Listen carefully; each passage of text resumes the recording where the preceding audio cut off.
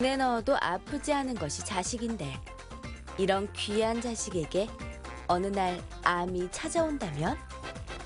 실제로 하루에 4명, 연평균으로 따지면 1,500명의 아이들이 소아암을 진단받고 있는데 병도 병이지만 많은 소아암 환아들이 병이 전염된다거나 불치병이라는 잘못된 편견 때문에 더 큰 상처를 받고 있다고.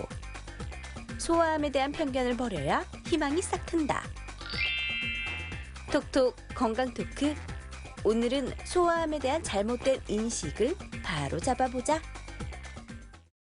네, 흔히 이제 엄마 아빠라면 한밤중에 열이 펄펄 끓는 아이를 둘렀고 급하게 병원 응급실을 찾으신 경험들 한 번쯤 있으실 겁니다. 사실 어린 자식이 열만 나도 부모 입장에서는 안절부절 못하게 됩니다. 네, 맞습니다. 네. 이 아이 몸에 생채기만 나도 부모는 속상하기 마련인데 네. 이런 우리 아이가 어느 날 갑자기 암에 걸렸다고 하면 네. 부모 심정이 어떨까요? 이 톡톡 건강 토크. 네. 오늘은 이 소아암 가운데서도 뇌종양과 고형 종양에 대해서 알아보도록 하겠습니다. 네. 오늘 도움 말씀을 위해서 소아청소년과 전문의 심예지 교수께서 나오셨습니다. 네, 반갑습니다. 안녕하세요. 네. 네, 그럼 먼저 3분 브리핑을 통해서 소아암의 발병 현황부터 살펴보도록 하겠습니다. 교수님 부탁드리겠습니다.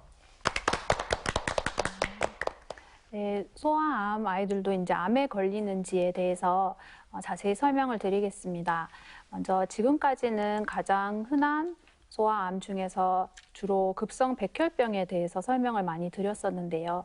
그 이외에 뇌종양이나 고형종양에 대한 궁금증도 많이 있으실 것 같아서 오늘은 뇌종양, 고형종양에 대한 내용을 준비를 해보았습니다. 먼저 소아암의 발병률부터 보시겠습니다. 소아암은 아시다시피 성인암에 비해서는 굉장히 희귀하게 느끼실 거고 발생 빈도도 실제로 훨씬 낮습니다. 그래서 성인암이 100명이라고 하면 소아암은 1명, 전체 암의 약 1% 정도를 차지한다고 알려져 있고요. 그리고 우리나라 소아암의 발생 빈도는 하루 평균 4명 정도씩 발생을 한다고 알려져 있고 그래서 연평균 1,500명 정도 누적이 된다고 합니다. 그래서 우리나라 소아암 완치율은 그럼 얼마나 높을까 궁금하신 분들이 많을 텐데 한국백혈병 어린이재단의 최근 자료를 보시면 5년 생존율 70 내지 80% 이상으로 굉장히 높게 추산이 되고 있습니다. 그래서 저희가 5년 생존율이라고 하면 혹시나 우리 아이가 소아암에 걸렸을 때 5년만 생존한다는 뜻인가 이렇게 오해를 하실 수가 있는데요. 그런 뜻은 아니고 5년 이상 재발 없이 생존을 하는 경우에는 대부분 귀대 여명을 모두 생존한다고 생각하기 때문에 통계를 이제 5년 생존율이라고 부르고 있습니다. 그러면 소아암이 어떻게 다양한 질환들이 발생하는가를 우리나라 통계 그래프를 통해서 이제 보실 수가 있는데요. 아시다시피 백혈병이 가장 흔하고 이 부분은 성인과 굉장히 반대가 되는 부분입니다. 성인 환자들은 대부분 덩어리암이 훨씬 더 많고 백혈병은 희귀한데요. 소아에서는 거꾸로 백혈병이 가장 흔하고 두 번째로 흔한 것이 뇌종양. 안타깝지만 이제 머리 뇌실질에 덩어리암이 생기는 뇌종양이 두 번째로 흔하고요. 그리고 세 번째로 흔한 것은 백혈병과 조금 비슷하고 치료도 비슷하지만 덩어리를 형성하는 림프종입니다. 그 이외에도 생식세포종, 신경모세포종, 골종양, 연부조직종양, 신장종양, 망막세포종, 간종양과 같은 이름도 이제 아주 희귀한 그런 고형종양들이 다양하게 산재되어 있는 것을 아실 수가 있습니다. 그래서 이번에는 두 번째로 이제 흔한 뇌종양, 세 번째로 흔한 림프종, 그리고 그 이외의 고형종양 모두 덩어리를 형성하는 종양들인데요. 이런 종양들에 대해서 설명을 드리려고 합니다. 소아암의 발병 연령들을 보시면 이 부분도 이제 성인과는 굉장히 많이 다릅니다. 아무래도 성인암은 나이가 많아지면 많아질수록 암의 분포가 훨씬 더 올라가는 것을 보실 수가 있는데 소아암의 경우에는 그것과 다르게 아주 어린 연령에서 피크를 한번 찍고 그리고 청소년기에 급성장하는 그 시기에 또 피크를 한번 찍습니다. 그래서 유치원이나 어린이집 다닐 때 아이들이 많이 생기고 그리고 청소년기, 성인이 되기 직전에 또 많이 생깁니다.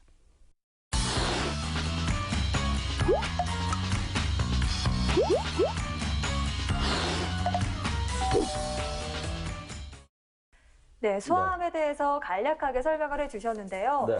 사실 소아암은 병도 병이지만 이 잘못된 편견 때문에 환자들과 가족들이 더 힘들어한다고 제가 들었습니다. 네. 이 어린 친구들이 왜 면역력이 떨어져서 마스크를 주로 끼고 있잖아요. 근데 이게 뭐 코로나 때문에 요즘은 마스크가 일상이 됐지만 그 전까지만 해도 이게 전염성이 있어서 마스크를 착용하는 거 아니냐 이런 오해도 많았다고 하더라고요.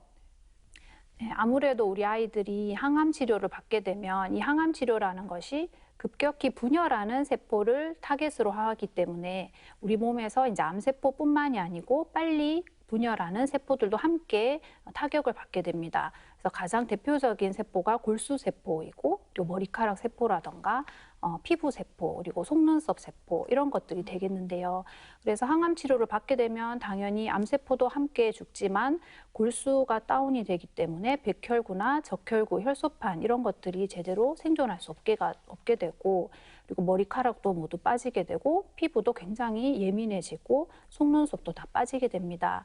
그래서 내 몸을 지킬 수가 없는 상황이 되기 때문에 마스크를 항상 쓰고 있어야 되고 겉으로 보기에도 항암 치료를 받는 친구들의 전형적인 모습으로 변하게 됩니다. 그러다 보니까 눈에 띄게 되고 편견을 이제 가지실 수가 있는데 저 병이 나에게 전염되는 것은 아닌가 이렇게 오해를 하실 수가 있는데 전혀 그렇지가 않고요. 그리고 이 소아암이라는 것이 고치지 못하고 걸리면 죽는 것은 아닌가, 그리고 성인암에 비해서 더 치료가 힘든 것은 아닌가 이렇게 편견을 가지신 분들이 많이 있습니다. 그렇지만 이제 직접적인 우리나라 통계를 보아도 아실 수가 있는데 국가 암 등록 사업에서 이제 정확한 통계를 내어봤을 때 소아청소년 환자들의 다양한 암 종류별로 모두 통계를 추산했을 때에도 생존율이 80% 정도에 육박하는 것을 아실 수가 있습니다. 그래서 고칠 수가 없는 질환은 절대 아닙니다. 그리고 이제 우리 친구들이 치료를 모두 종료하고 난 다음에 생존자가 되어서 학교에서 함께 공부를 하게 되면 반 친구들이 있을 텐데요. 이 친구들에게 소아암에 대한 교육을 제대로 하지 않았을 때와 이 소아암에 대한 인식에 대한 교육을 제대로 했을 때의 인식 변화가 있는 것을 알 수가 있는데 소아암은 전염되지 않는다라고 교육했을 때 그 인식이 훨씬 올라갔고 또 소아암은 완치가 가능하다는 것을 제대로 교육했을 때 이런 인식이 많이 상승되는 것을 아실 수가 있습니다. 소아암도 충분히 완치가 가능하니까 희망의 끈 놓지 마시고 이런 주변에 안 좋은 인식이 있으면 빨리 좀 깨워버려야 될 것 같아요. 근데 사실 우리 성인들은 아이들에 비해서 자신의 몸 상태를 확인하기가 쉽잖아요. 건강 정보들이 얼마나 많아요. 휴대폰으로 검색해서 알 수도 있죠. 또 건강 검진도 받지만 아이들은 자기 몸이 아프면 엄마 나 이렇게 아파 사실 말할 수가 없는 게 사실이거든요. 근데 걱정되는 건 그러다 보니까 교수님 소아암을 또 발견하고 진단받기까지 시간이 꽤 걸리지 않을까 좀 염려가 돼요. 예, 그렇습니다. 아무래도 이 소아암의 증상이라는 것이 애매하기도 하고 진단도 좀 어려운데요. 먼저 성인암의 같은 경우에는 각종 매체에서 성인암에 대한 너무 많은 정보들을 들으시기 때문에 환자분 자신이 알아채고 검사를 하러 오시는 경우가 굉장히 많습니다. 그리고 암을 일찍 조기에 발견하기 위해서 건강검진도 주기적으로 계속 시행을 하시기 때문에 성인암은 좀 빨리 본인이 스스로 병원을 방문하시게 되는 경우가 많습니다. 그런데 반대로 소아암의 경우에는 우리 부모님께서 먼저 우리 아이가 암인 건 아닌가라고 의심을 해서 병원으로 데리고 오시는 경우는 거의 없다고 보시면 됩니다. 왜냐하면 이 소아암의 증상이 너무 비특이적이고 다양하고 또 암으로 의심하기 어렵기 때문인데요. 이런 증상들이 어떻게 다양하냐면 이유 없이 38도 이상의 열이 계속 지속되는 이런 발열이 지속되는 애매한 증상도 있고 또 빈혈이 심해서 창백하고 어지럽고 숨이 차다고 하는 그런 증상도 있을 수가 있고요. 그리고 암세포가 이제 뼈를 침윤을 하는 경우에는 뼈가 아프고 다리가 아프다고 할 수가 있는데 이런 통증이 사실 성장통과는 잘 구별이 되지 않는 것이 사실입니다. 그리고 또 다른 출혈 질환과 감별 진단이 필요한 코피가 잘 멎지 않는 증상이라든지 잇몸 출혈이 생기는 증상이라든지 몸에 반점이 생기는 멍이 잘 드는 증상이라든지 이런 증상도 소아암의 한 증상일 수가 있고요. 그리고 림프절을 침범하는 경우에는 우리 몸에서 목이나 겨드랑이나 사타구리에 모물이 생겨서 점점점 커지는 그런 증상으로도 나타날 수가 있습니다. 그리고 아이가 마치 장염처럼 잘 먹지 않으려고 한다든지 토한다든지 혹은 이제 기운이 없고 잘 놀지 않으려는 이런 애매한 증상도 소아암의 증상일 수가 있습니다. 네, 이렇게 들으니까 정말 증상이 참 다양합니다. 만약에 내 아이가 소아암이 의심돼서 병원에 갔다. 그러면 또 여러 가지 검사를 받아야 되잖아요, 교수님. 근데 검사 자체가 고통스럽지는 않을지 제가 좀 궁금해요. 아이들이 잘 해낼 수 있을까요? 아무래도 이런 이제 종양에 대한 두려움도 있지만 검사가 너무나 까다롭고 또 아이들이 힘들까 봐 걱정하시는 부모님들이 많이 있습니다. 네. 그래서 이제 검사는 어떤 식으로 하는지를 이제 좀 더 자세하게 설명을 드릴 텐데요. 먼저 이 덩어리를 형성하고 있는 암세포가 어떤 종류인지를 정확히 알아야 되기 때문에 진단을 위한 조직 검사가 굉장히 중요합니다. 그리고 어떤 종류의 암인지를 안 후에는 이것이 1기인지, 3기인지, 4기인지 이런 것들을 정확히 파악하기 위해서 전이 검사를 또 해야 되거든요. 그러면 이 조직 검사라고 하는 것은 덩어리를 이렇게 떼어낼 수 있으면 수술로서 떼어냄으로써 조직 검사를 할 수가 있는 것이고 이 덩어리를 수술로서 떼어낼 수 없는 상황도 있습니다. 그런 경우에는 새침 흡인 검사라고 해서 가느다란 바늘로 찔러서 조직을 검사를 할 수도 있습니다. 이런 경우에는 수면 마취나 또 전신 마취를 이용해서 아이가 고통스럽지 않게 정확히 진단을 하실 수가 있습니다. 그리고 이제 어디까지 퍼졌는가 하는 전이 검사도 굉장히 중요한데 이 전이 검사는 최근에 너무나 많은 중요한 이제 영상 사진들이 많이 개발이 되었습니다. 그래서 컴퓨터 단층 촬영이라고 하는 CT 사진도 있고 자기 공명 영상이라고 하는 MRI 사진, 각종 PET CT와 같은 핵의학 검사도 있습니다. 이런 것들은 아이를 수면 마취를 해서 무섭지 않게 이제 사진을 다 찍어서 어디까지 퍼졌는지를 정확히 알 수가 있습니다. 그리고 이제 부모님들께서 가장 걱정하시는 검사가 바로 척수액 검사와 골수 검사인데요. 이 두 가지 검사를 혼동하시는 분들이 굉장히 많습니다. 먼저 골수 검사라고 하는 것은 이 골수라고 하는 게 이제 그 큰 뼈 중앙에 골수라고 하는 것이 우리 몸의 중요한 혈구들을 만들어내는 그런 기관이 되겠는데 이 혈구를 만들어내는 골수에 암세포가 침윤을 하는 경우에는 무조건 사기가 됩니다.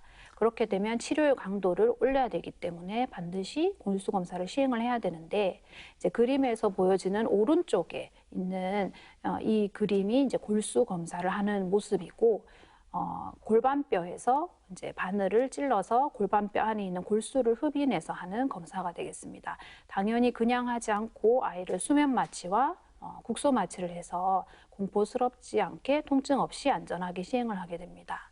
그리고 척수액 검사라고 하는 것은 일반적으로 척추 검사라고도 부르는데요. 이 검사는 뼈를 찌르는 검사가 아니고 척추와 척추 사이에 있는 막을 찌르는 검사입니다. 그래서 거기에서 액체를 뽑아내어서 혹시나 척수액 안에도 암세포가 있지는 않은지를 정확히 검사하는 것이고 이 검사는 이제 뇌 종양에서 만약에 척수액도 침범을 하였을 경우에는 위험군이 올라가기 때문에 또 굉장히 중요한 검사가 되겠습니다.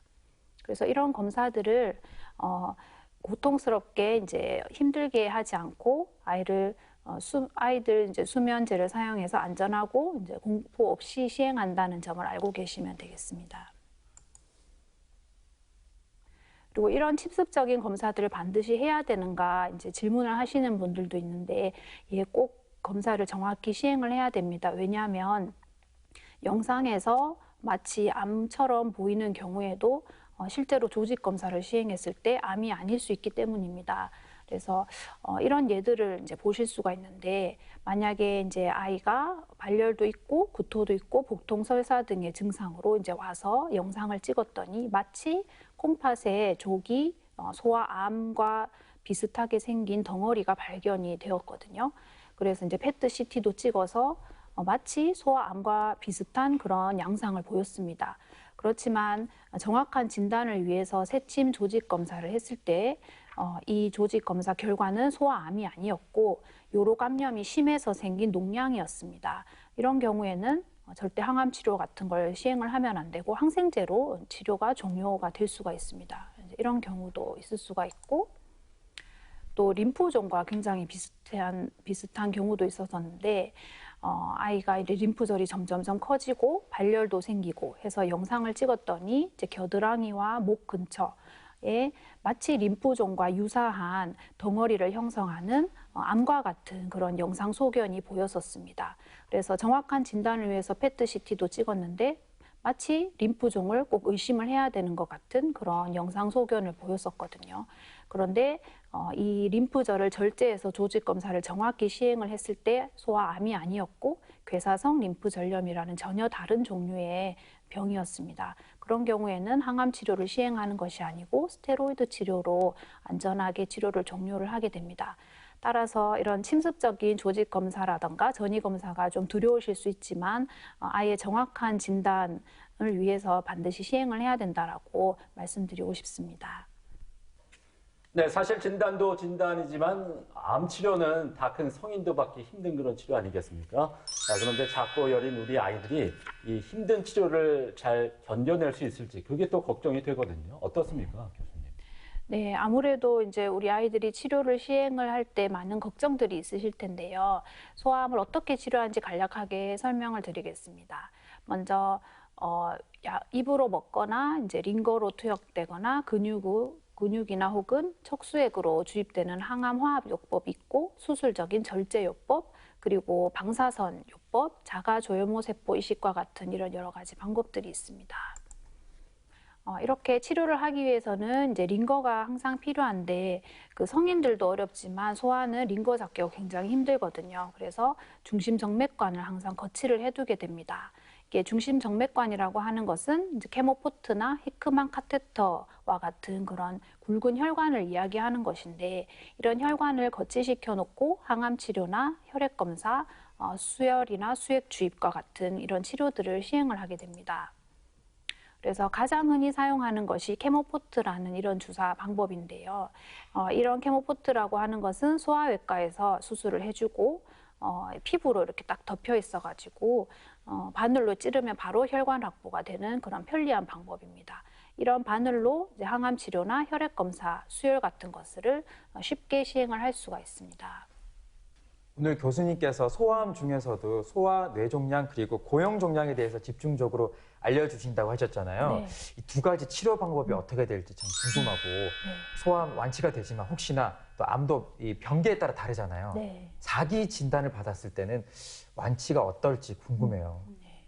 그러면 이제 뇌종양이나 고형종양을 어떻게 치료하고 4기인 경우에는 또 어떻게 치료를 하는지 간략히 설명을 드리겠습니다. 먼저 외과적으로 절제를 할 수 있으면 다 드러낼 수 있는 것이 가장 좋지만 후유증을 남기면서까지 절제를 하는 것은 아이에게 위험할 수 있습니다. 그런 경우에는 추가적으로 항암 치료를 함으로써 그 수술로 완전히 못 드러내는 부분에 대해서 같이 치료를 할 수가 있고요. 그리고 어떤 경우에는 이 항암 치료가 굉장히 많이 필요한 경우도 있습니다. 그런 경우에는 고용량 항암 치료와 함께 자가 조혈모 세포 이식이라는 특수한 방법을 쓸 수가 있고 또 항암 화합 요법으로 부족한 경우에는 방사선 치료를 함께 시행하기도 합니다.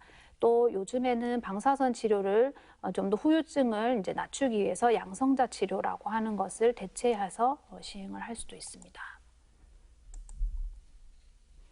그래서 위험군을 나눠서 치료를 하게 되는데 예를 들어서 표준 위험군인 경우에는 먼저 수술을 하고 수술로 다 드러내지 못한 부분을 항암 치료와 방사선 치료를 하고 그리고 유지를 위해서 항암 치료를 좀 더 그 강도를 낮추어서 길게 하는 이런 방법을 쓴다고 하면 고위험군인 경우에는 좀 더 치료의 강도를 올려주어야 됩니다.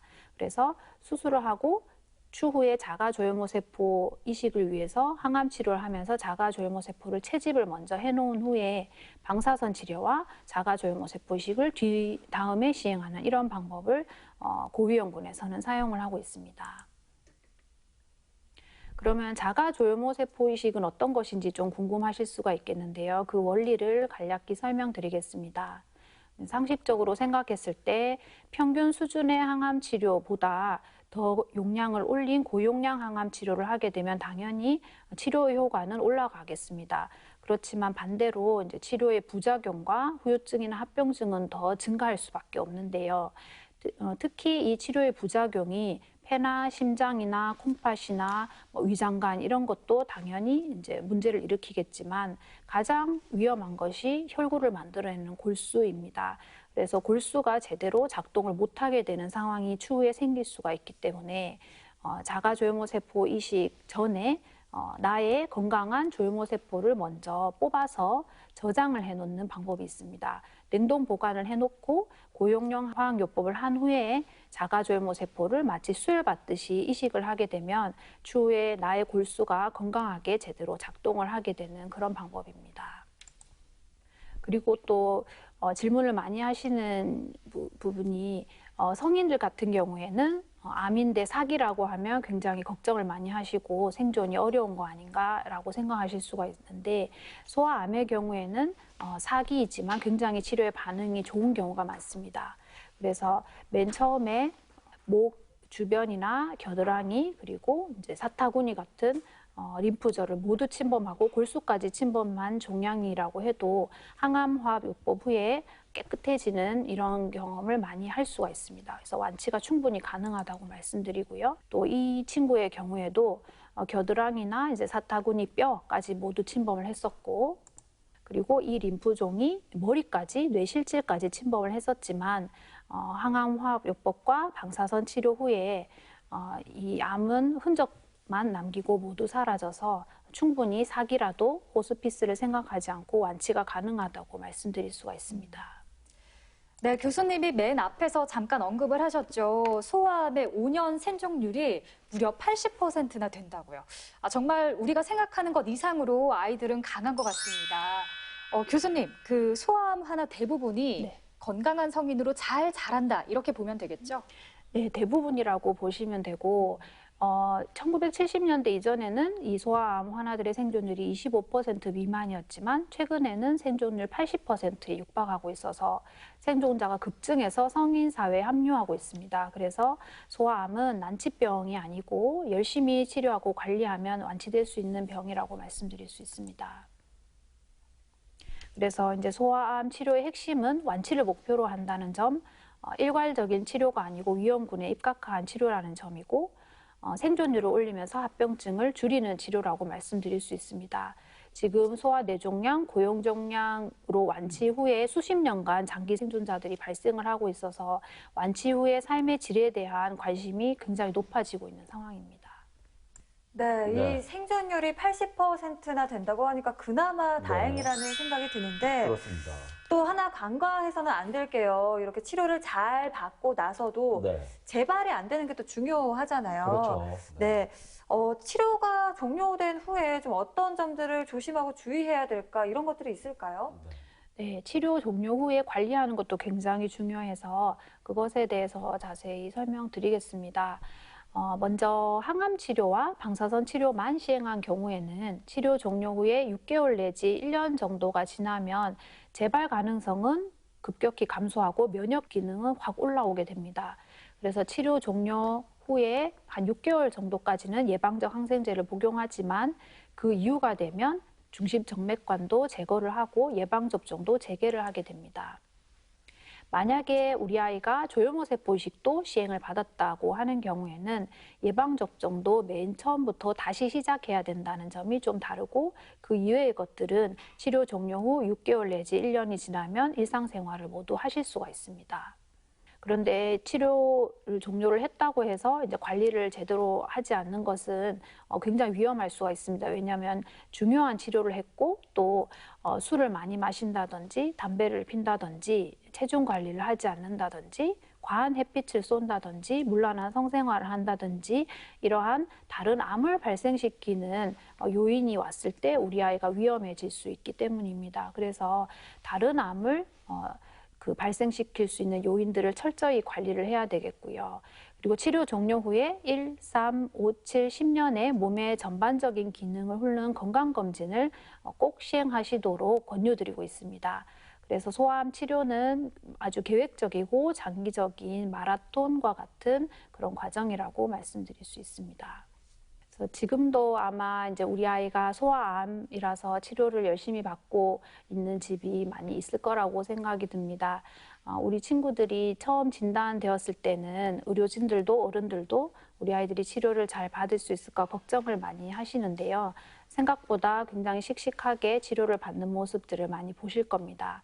그래서 우리 아이가 충분히 완치될 수 있고 또 장기 생존자로서 사회의 구성원으로 열심히 또 기여할 수 있는 인물이 될 거라고 기대하면서 열심히 치료를 할 수 있도록 노력하겠습니다. 네, 지금까지 들으신 것처럼 소아암의 5년 생존율은 무려 80%나 됩니다. 대부분의 환아가 건강한 성인으로 잘 성장할 수 있다는 그런 얘기가 됩니다. 네, 소아암으로 힘든 시간을 보내고 있는 우리 아이들과 부모님들 꼭 완치될 테니까요. 네. 완치잔치가 열리는 그날까지 조금만 더 힘내시기 바랍니다. 네. 지금까지 도움 말씀의 소아청소년과 전문의 네. 심예지 교수님이었습니다. 네, 고맙습니다. 고맙습니다. 네, 두 분도 고생하셨습니다. 네, 수고했습니다.